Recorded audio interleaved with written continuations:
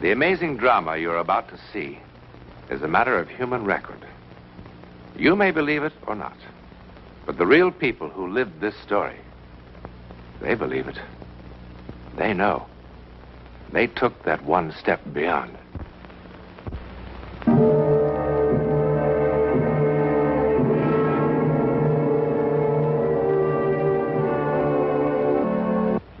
This door is kept locked at all times. The curtains on the window are always drawn. Inside the main house tonight is quite an occasion. In the year the Parrish family has lived in Boston, this is the first time anyone outside the immediate family has been invited to the house. Story about the servants leaving just this morning. Well, goodness, Anna, why shouldn't he? It would hardly enter his head that we've never had servants here. We're all so good at telling lies, aren't we? Well, at least they are lies that hurt no one. Well, you'll be free of me very soon. You'll be married and in New York with Danny. Mama, to have somewhere that's really, really home. After all these years of moving one place to another and always being frightened. Mama, did I tell you what Danny said to me? He said he wanted 6 children. Of course, I just sat there and stammered and blushed. What's that? It's nothing. It's a recipe. You know, Danny even has names for them. Michael and Eric and David for the Margaret, boys. And the... We'll have the Beaujolais with dinner. Yes, Papa. Oh, darling, you better run along upstairs and get ready. Yes. Danny seems to be the kind who never late. Not a second. Life must run like clockwork. That's why I love him. And I love you too, Mama. Oh, tonight I love the world. Ah! Mama. There seems to be someone in the garden. George, go and see what's happened. You know what has happened. Mama, please, please don't. No one can see into that room. Wash your hands. Yes, that'll help. Wash my hands. Will that wash away Jason? I hate him, I hate him, I hate him! Anna!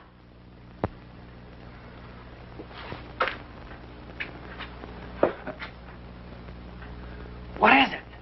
Come inside.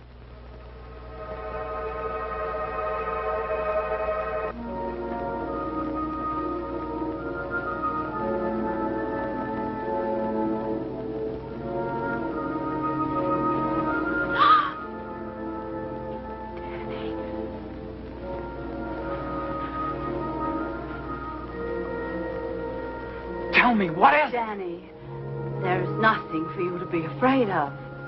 I'd heard stories about it, but I didn't believe them. And then, just now, I saw for myself, sitting in a red velvet chair. That's what was so horrible. In a red velvet chair with a high back, reading a book for all the world like a human being. Oh, no. What I saw didn't belong inside a house. What I saw belonged in the sea. Annie, you're very young. I hope you will have the compassion to understand. Mama, no! He has to know. He is my son. He's Anna's brother. Brother? Danny, It happened before he was born. He was born that way? Danny. It is a disease that is not contagious, nor hereditary. Danny, what Mama says is true. Anna, I can't. Before God, what Mama says is true. Anna, stop All the it. doctors swore it. It's not sorry. hereditary. I'm Danny, sorry. please don't leave me. Please don't leave me. Danny! Danny!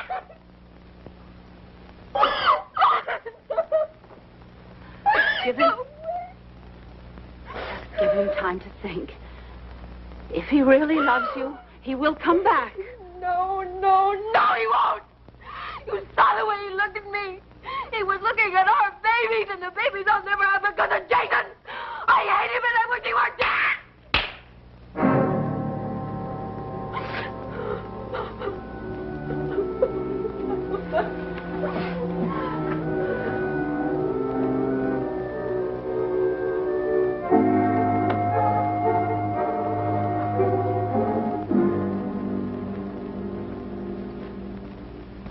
George, I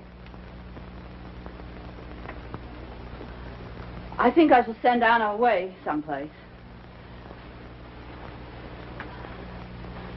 Someplace pleasant. It's Jason who must be sent away, No, Margaret. George, not again, not now. Yes, now. George. How long can you be selfish?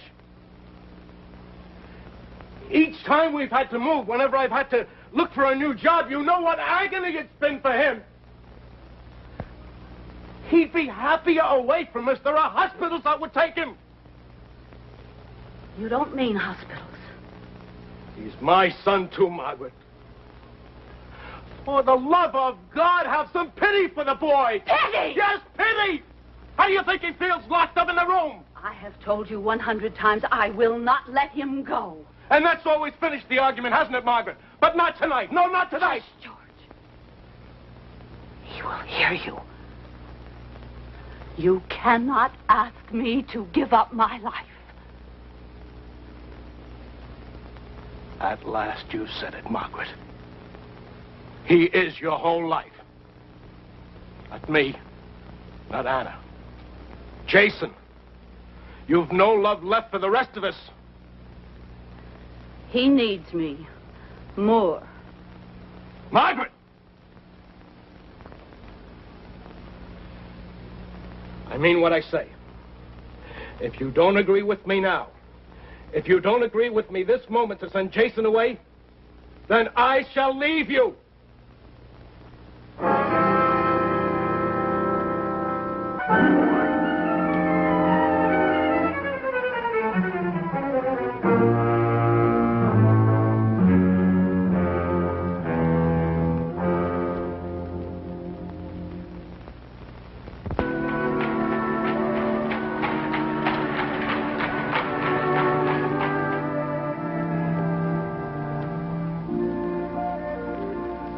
Parrish, I'm Edward Brown. It was very kind of you to see me. Who could resist such a letter? I'm surprised, madam, you confide these intimacies to a stranger. As a stranger, you could be of no help to me, Dr. Brown. Madam, let's be clear on this point. I am no longer a doctor. My name has been officially struck from the British Medical Association. I'm not interested in that. All I care about is your knowledge and your talent, Dr. Brown. Sit down, madam. Thank you.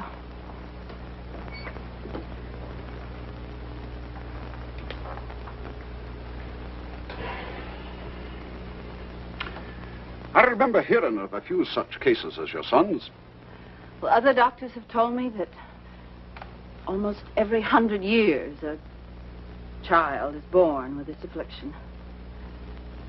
You know, Jason says that he has read a theory that all mankind has evolved from the sea, the cradle of life. But Jason says that perhaps the seed of our beginnings is still with us, and that this is God's way of reminding us that we have not come as far as we would like to think. Cradle of life. Jason sounds a remarkable boy. Madam, why have you come to me? I read of your lecture. Lecture? Lecture indeed. The papers termed it a riot. The police had to be called. Here, this is what interested me. The jeering began when Brown made claims that his so-called mind force could be efficacious in the treatment I of read the certain account, illnesses, madam. I read it. particularly ailments of unknown origin. That's why I came, Dr. Brown. Please, will you be honest with me? Have you been successful? There have been a few cures, and many, many failures.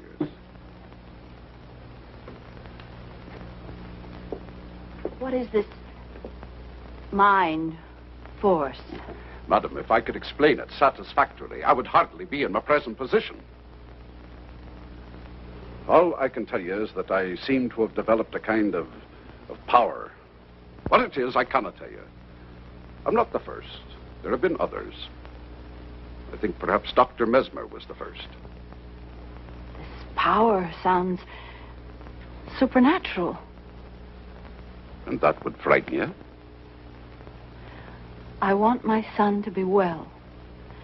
The means do not concern me. Will you dine with us tonight and see Jason? Madam, do I look in such bad need of a meal? I am in such bad need of help. I'm sorry. I thought perhaps another chance of success was vital to you. Madam, I don't believe either one of us could stand another failure. I haven't had a roast like that in more months than I care to say.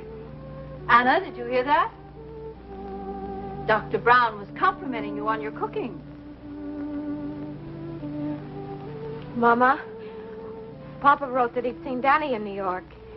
It was just by accident on the street. They didn't even speak. Danny crossed the street. Aye, what can be worse than the loss of love? Except perhaps the loss of belief that it can happen again. If you have finished your coffee, Doctor, I will take you to see Jason. Parrish. You remember at dinner, me talking about my life in England? What are my beliefs? I was made to look a fool. Many people turned their backs on me, including someone I loved most dearly.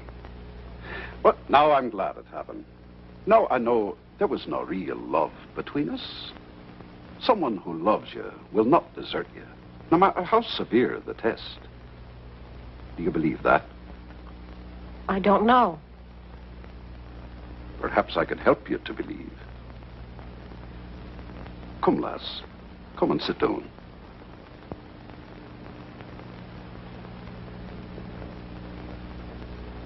Perhaps I could help you to believe. Madam, have I your permission to play a game with Anna? You have? Anna, you know I want to be your friend. Yes. Give me your hands.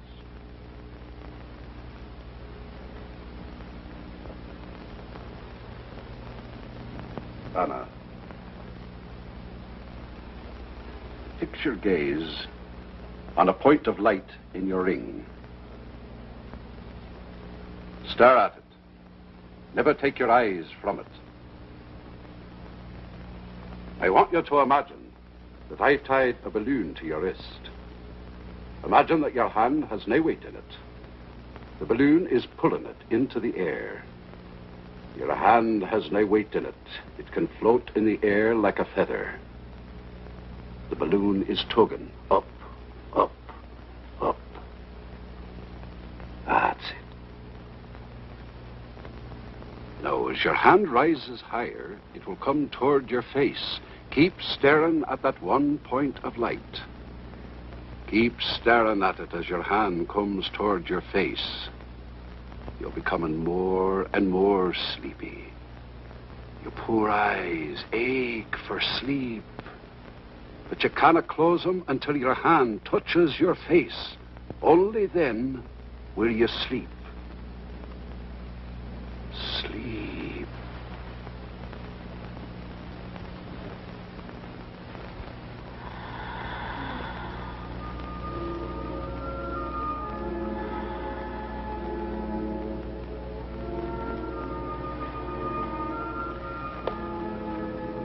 It's easy with someone so eager to escape.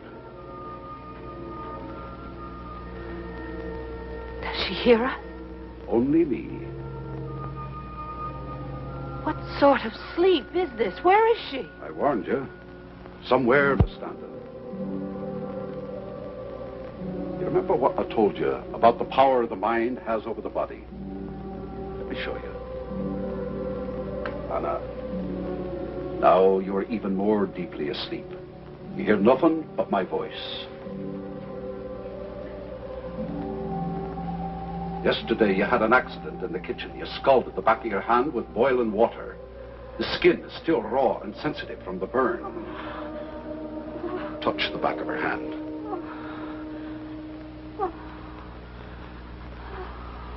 Go on, touch it.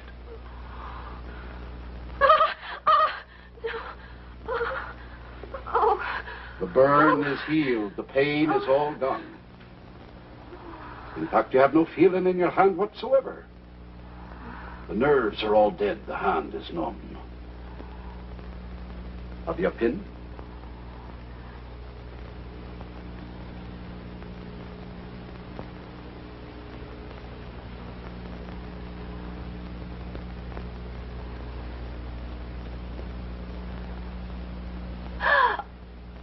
It will not bleed.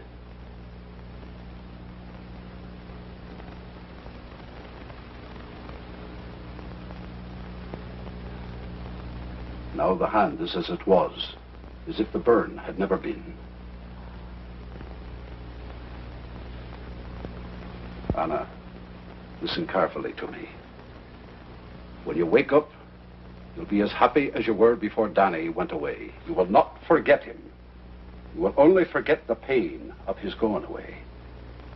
You will feel the hurt no more. When I count 3, you will open your eyes and be wide awake, feeling happier and more rested than you ever have in your life. 1, 2, 3.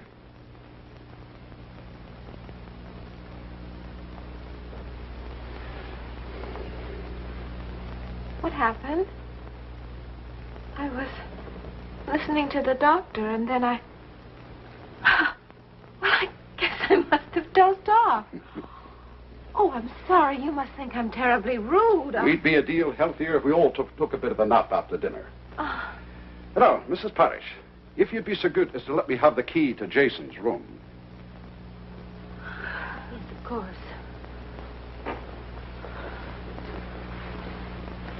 Doctor, I think if anyone can help Jason, it's you. Thank you.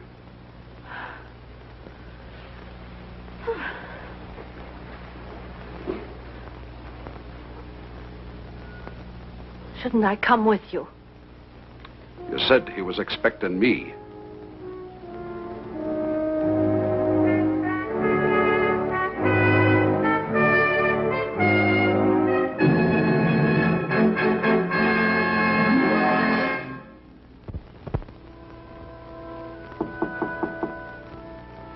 Jason, it's Edward Brown.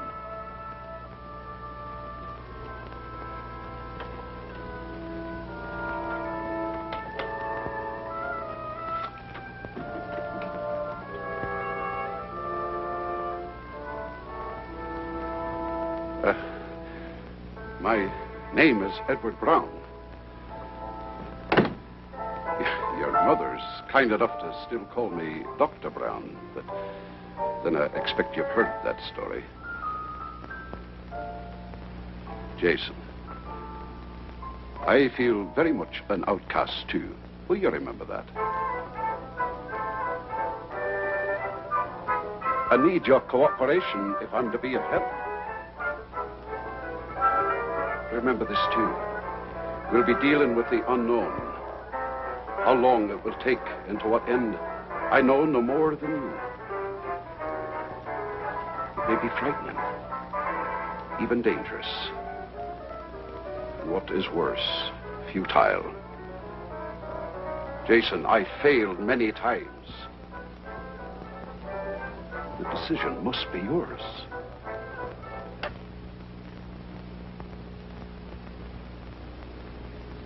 Good.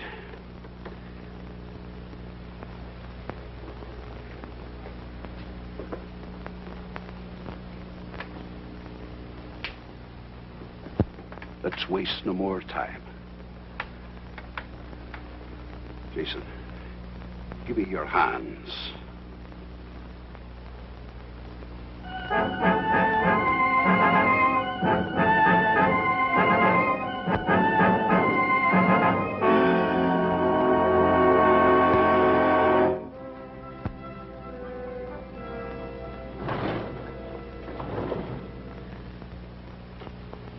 Not even on Christmas Eve.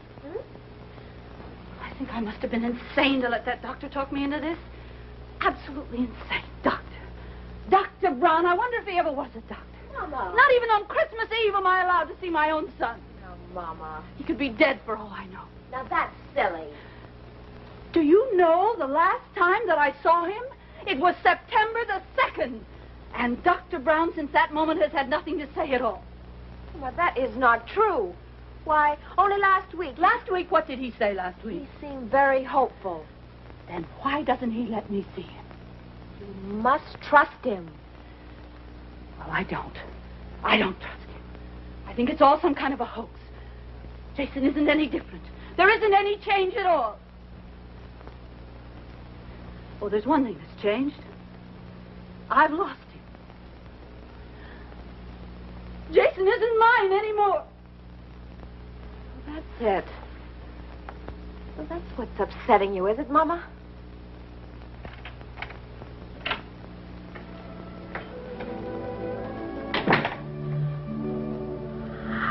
Papa!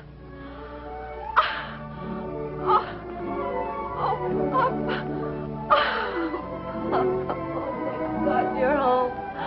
Oh, we need you so much. Hello, baby. Hello, Margaret. George? I'm glad you're home. Papa, you're in time for Christmas. Oh, let me take your hat and coat. George, I am glad you're home, and not just because it's Christmas. I've been so foolish. Margaret, did you actually think our son could be cured by this charlatan's black magic? Papa, Dr. Brown isn't a charlatan. Why, you only have to meet him to see that. Meet him? I want him out of this house right now. Papa. Where is he? He's with Jason. Get him. But, Papa, Get him.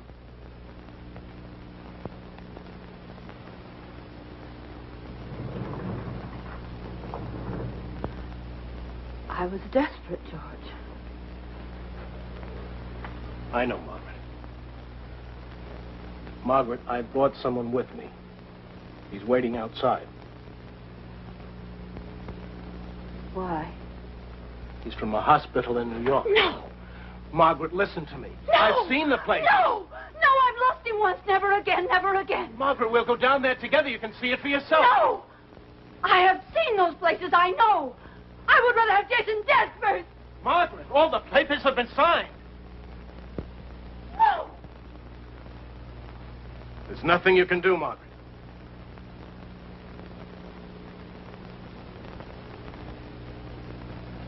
There is. Yes, there is. There is something I can do. You will never take him. Never. Never. I would rather see him dead. There is something that I can do. Mama!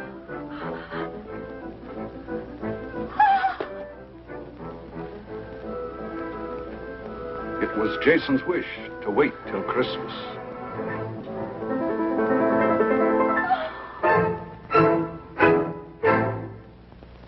Despite his triumph, Dr. Edward Brown didn't live to see his mind force recognized as a powerful weapon against disease and pain.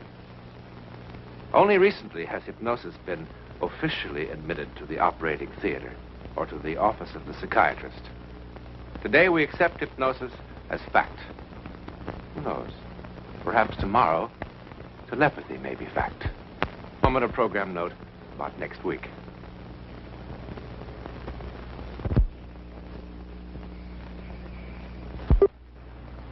Next week, and every week, we'll be bringing you the personal records of the rarest kind of human experience. Man's adventure in the world of the unknown. That mysterious psychic world beyond our five senses. This is your invitation to take with us that astonishing one step beyond.